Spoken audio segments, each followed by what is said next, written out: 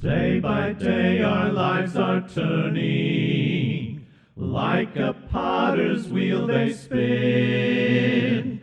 You are choosing your own maker. Choose your potter's wheel, my friend. In last week's study, we saw that Jesus intended for that generation hearing his voice to witness the fulfillment of the prophecy. If you missed it, I'll put a link right up here for you.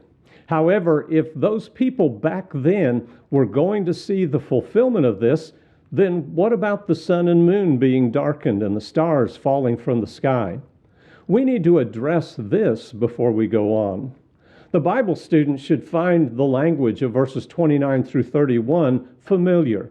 Although it sounds like the end of the world, this language was actually used in the Old Testament of various events that were prophesied. That was in videos 65 and 67, and I'll put a link to the first of those right up there.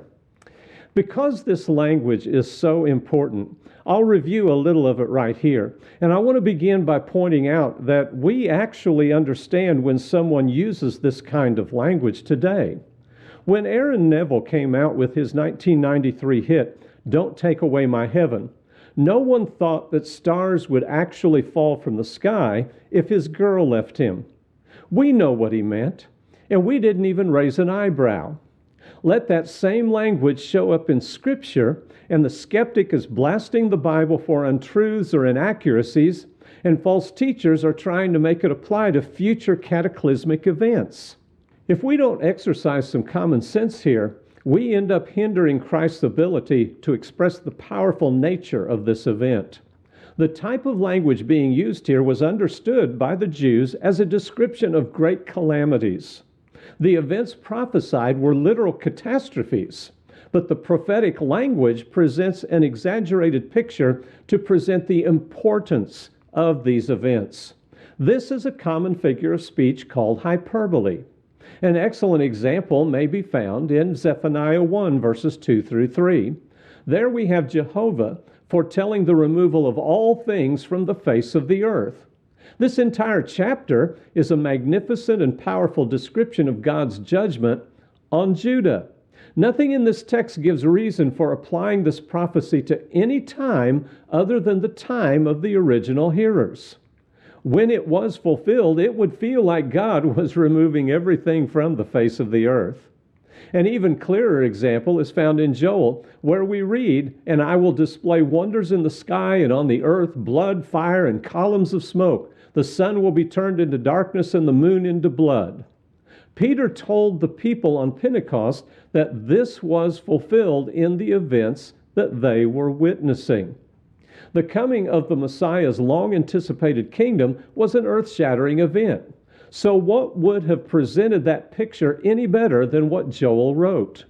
We either believe Peter when he said that it was fulfilled, or we do not. If you believe Peter, then you realize that this kind of language can be employed to describe a great event. When you deny that it could be figurative, you deny God the right to reach into the magnificent heights of a language to express his eternal wisdom, boundless power, and the serious nature of this historical event. The destruction of evil nations are described in Isaiah, and in particular Babylon's desolation is prophesied in Isaiah 34.